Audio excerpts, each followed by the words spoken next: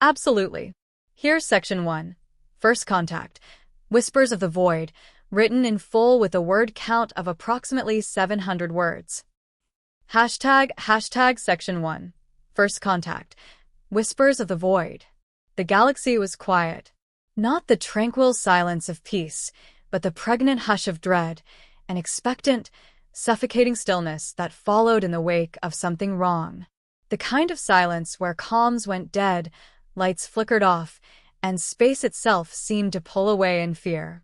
They called it the Black Halo, a growing circle of vanished systems on the galactic rim, where once thriving colonies had gone dark without so much as a distress beacon. First, it was just a few frontier outposts, pirate-prone zones, unstable trade hubs. Easy to ignore. But then, a mid-tier planetary capital, 40 million lives, vanished like breath on glass. No war.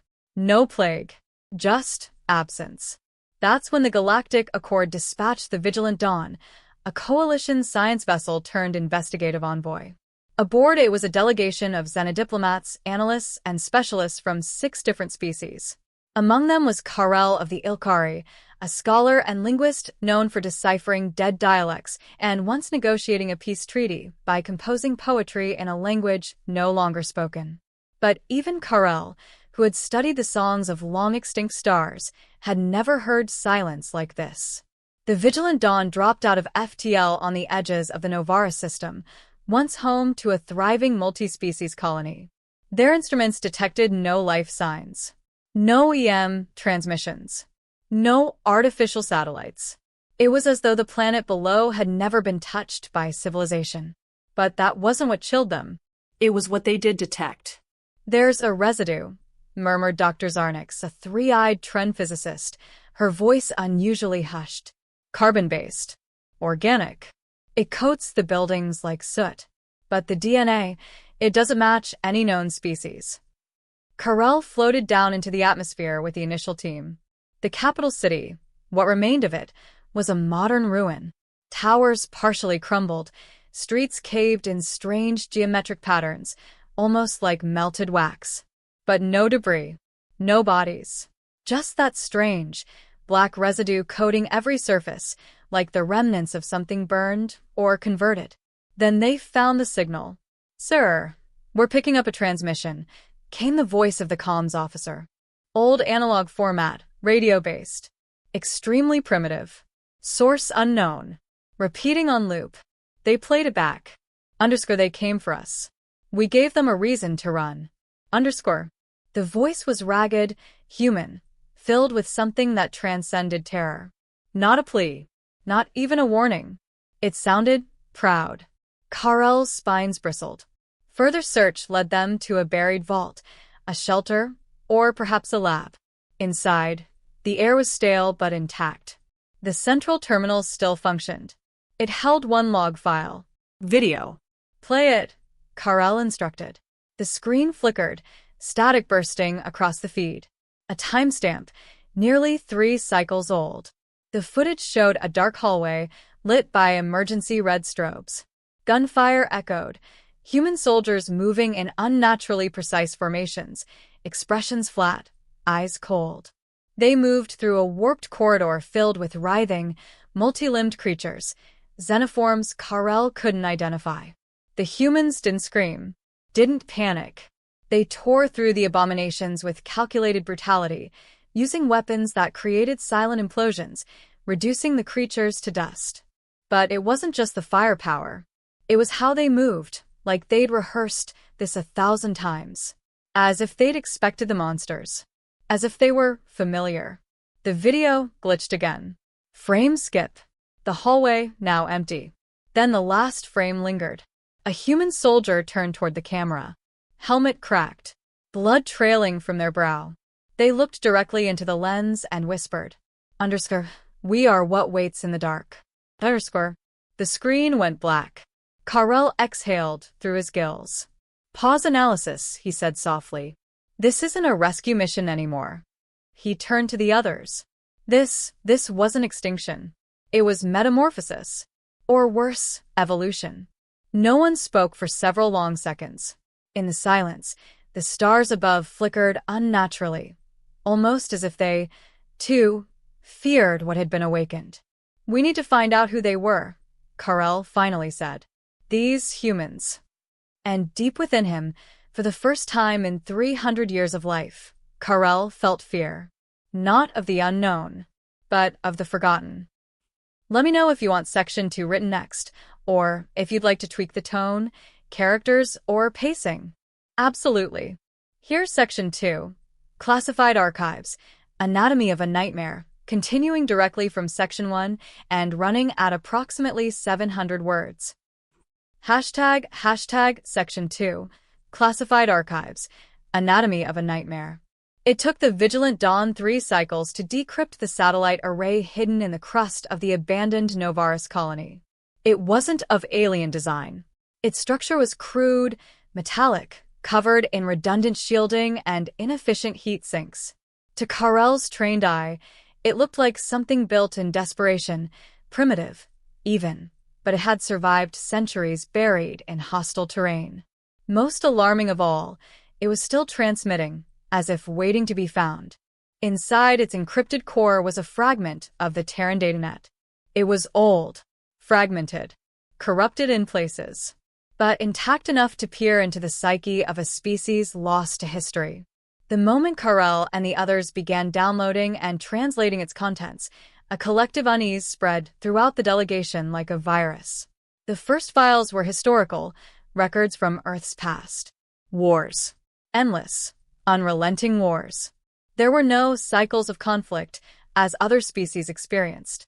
No natural pauses for evolution or diplomacy. Humanity's timeline was a crescendo of brutality. Tribal warfare became conquest, conquest became colonialism, and eventually, global-scale extermination campaigns. Not for territory. Not for survival. Sometimes just for ideology. "They recorded everything," muttered Carell as he scrolled through archive footage. Every atrocity. Every genocide. It was like they needed to remember it all. 1,000 years ago, humans had detonated atomic devices on their own soil. Not out of necessity, but as a demonstration. Carell watched a grainy black-and-white video of one such event, a mushroom cloud blooming over a desert, followed by cheers. That was their beginning. It got worse. Psychological warfare. Human experiments on their own kind. Bioweapons. Mind control. Propaganda so effective it convinced people to die willingly, screaming names of nations long dead. They had created killing machines not just of steel, but of mind, belief, and madness. And yet, despite the violence humanity endured, again and again, they weren't designed to survive, Dr. Zarnix whispered, her voice trembling. They chose to. The next data batch focused on human biology, and it made the violence seem almost tame. Homo sapiens, bipedal, carbon-based omnivores. Not particularly strong. Not naturally armored. Fragile bones. Soft tissues. But beneath that vulnerability was something far more dangerous, adaptability. Evolution that bordered on defiance of nature. They could survive sub-zero temperatures and desert heat with equal determination. Could live in atmospheres with varying oxygen levels. Could adjust to zero gravity in weeks. They had a redundant organ system, cellular repair mechanisms, and, perhaps most disturbingly, plasticity of the mind.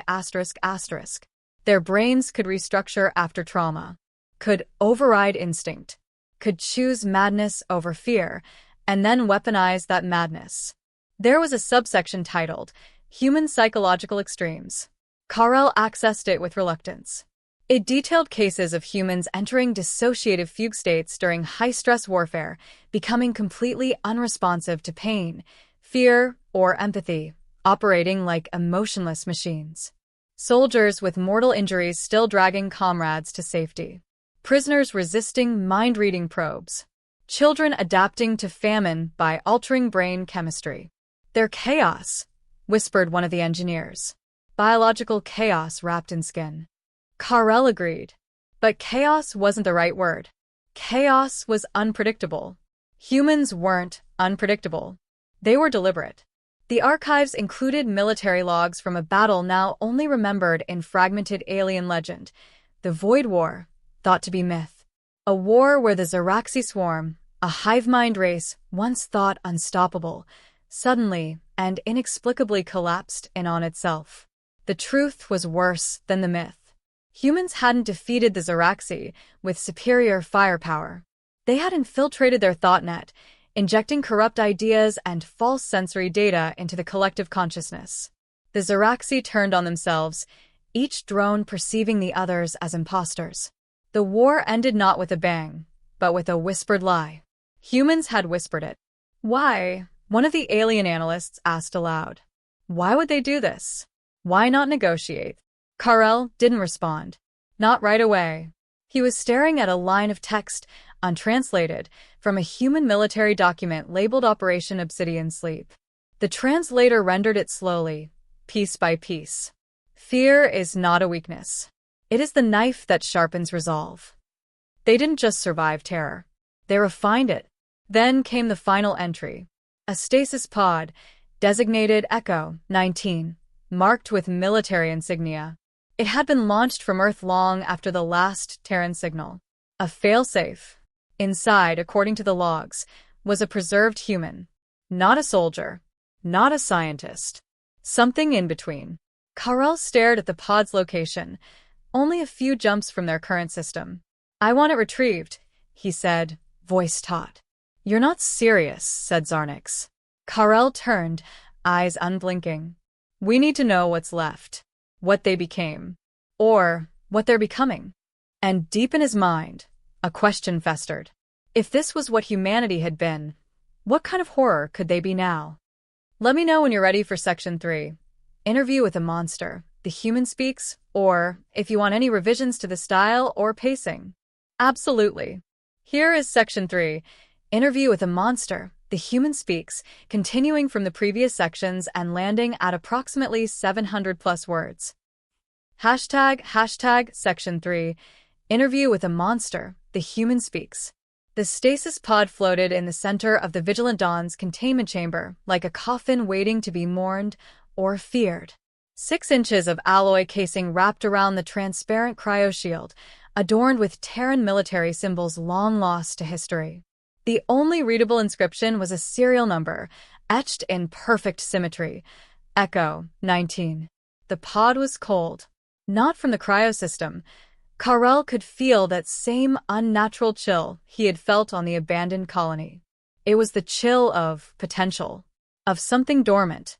We should destroy it, Zarnix hissed, her 3 eyes never leaving the pod. Not study it.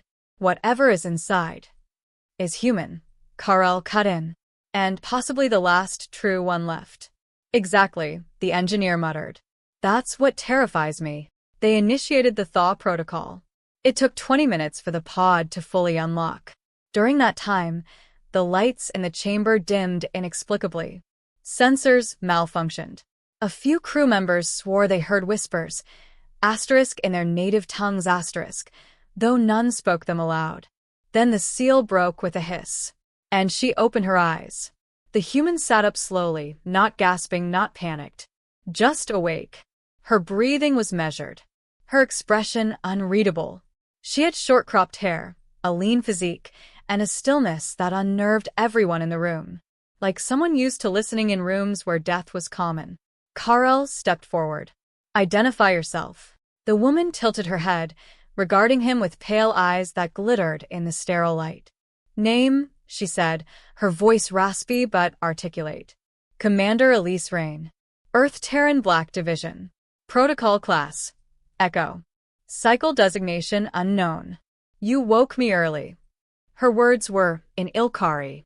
Not translated. Asterisk spoken star. You know my language? Karel asked. I know many, she replied, flexing her fingers. I was programmed to adapt. Zarnix stepped closer, cautiously. You've been in stasis for over 600 Earth years. Your kind vanished. Where did the humans go? Elise didn't blink. We didn't go anywhere. We just paused. Karel exchanged looks with the others. Why? Because we were ready, Elise said simply. The galaxy wasn't. They moved her to an interview chamber. No restraints were used, not out of respect, but fear. Deep down, no one believed restraints would matter. Karel sat across from her. The lights dimmed to a warmer hue. "You're the last of your kind?" "Not the last," she said. "Just the first to wake." Karel's frills tightened. The colonies. The black residue. The silence. "Was that you?" Her expression didn't change. Us. "But not as you understand it." "We've read your archives," Karel pressed. "We've seen your wars, your experiments, your manipulation. Is this what humanity became? A species of horrors?" Elise leaned forward, a ghost of a smile tugging at her lips. "You think horror is a defect. For us, it was evolution. Survival wasn't enough. We learned to command fear." Ours. "Yours. The universe's." Zarnix, who had been monitoring behind the one-way field, whispered, "Her heartbeat is flat. Her adrenaline is barely registering. She's not even nervous." Elise's voice carried, as though she'd heard through the wall. "Why would I be nervous?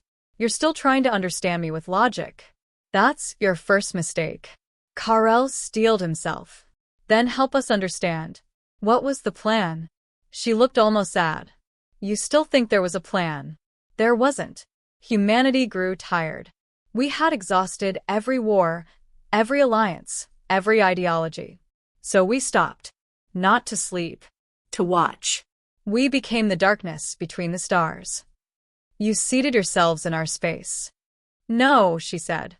"You grew into ours." That silence again. Elise reached toward the table. The security bots tensed.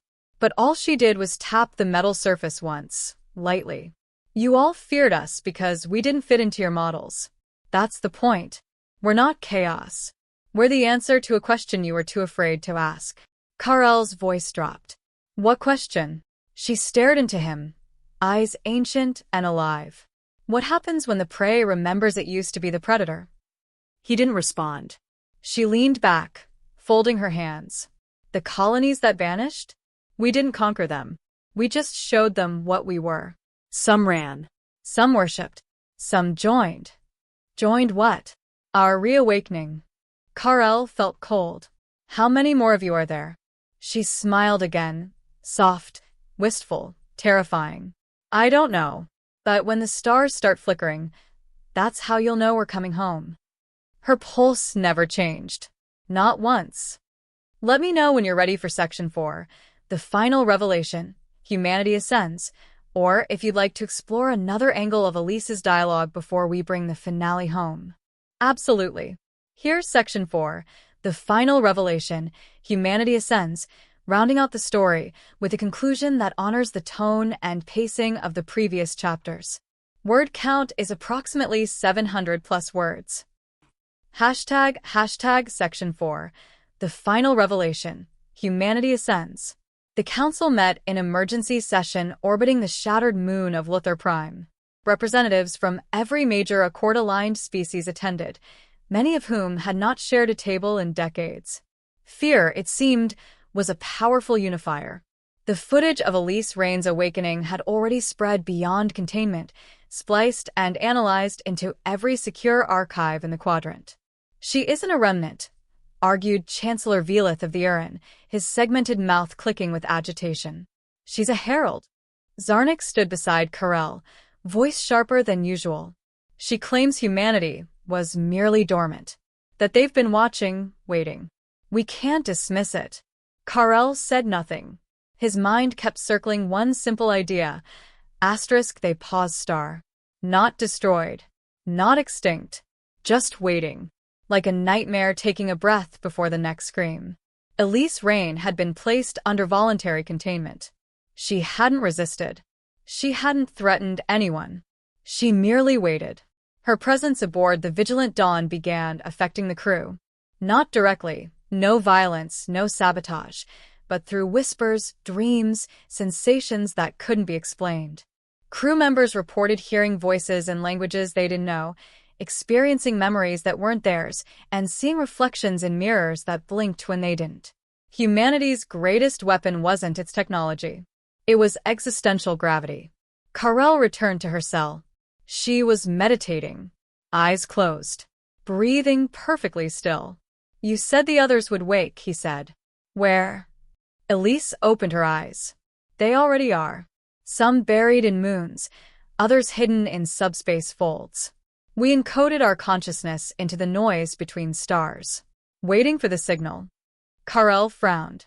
What signal? She smiled. Curiosity. A chill swept through him. You didn't send us anything, he whispered. You let us find you. And you did, she replied. Like every species does, eventually. You climb higher, explore farther, look into the dark thinking it's empty. You dig, and then you find us. The end of your map. Zarnix's voice buzzed through Carell's comms. Sir, you need to see this. It's happening. In orbit, telescopes tracked dozens of anomalies emerging across multiple systems simultaneously, uncharted vessels appearing from subspace, cloaked in signatures older than recorded time. Some looked like fragments of derelict stations. Others were asteroids that moved with purpose. None of them answered hails. And then the stars changed. Literally. Galactic cartographers began noticing distortions in constellation patterns. Tiny ones at first, insignificant, but they grew. Lines of star systems blinking out in sequence, like lights dimming on a massive cosmic stage. The black halo was no longer a mystery. It was a pattern, a spiral, a map, and humanity was at the center. On the bridge of the Vigilant Dawn, Carell faced Elise one final time. Why spiral inward, he asked. Why not conquer, destroy? We're not here to conquer, Elise said softly. We're the mirror. We reflect what the galaxy becomes when evolution stops being kind. Zarnix was trembling beside him. What happens when you reach the center? Elise turned her eyes toward the stars outside the viewport. We ascend. The final transmission from the Vigilant Dawn was received 4 hours later. It was short. No video. Just a single vocal message in Elise Rain's voice.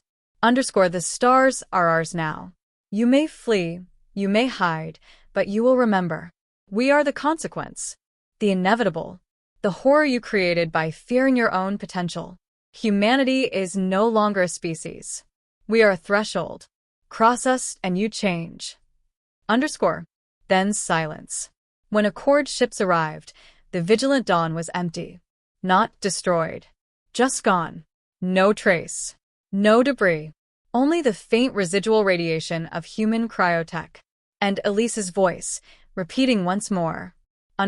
We are what waits in the dark. After that, civilizations began changing. Quietly. A dozen colonies reported mass disappearances. Others reported ideological shifts, populations embracing fear, worshipping chaos, invoking ancient Terran concepts without knowing why. Children born with strange dreams. Languages evolving to include words never spoken before. Humanity had not returned as conquerors. They had returned as a force of nature. Carell's final log, found encoded in a drifting data beacon months later, said this. We looked into the void, and it stared back, not as a monster, but as ourselves. They were not horrors. They were possibility. And now, that possibility is free. Epilogue. Centuries later, long after the Accord fractured and reformed under different names, myths of the silent ascendants remained. Vague memories of ancient humans who walked between stars and whispered truths that bent reality. No one truly knew where they went. But every so often, a ship would vanish near the rim of explored space. And nearby, a single message would echo on ancient analog frequencies. We gave them a reason to run. Let me know if you want a whole thing combined into a formatted document, or if you'd like a new HFY story idea in this same universe.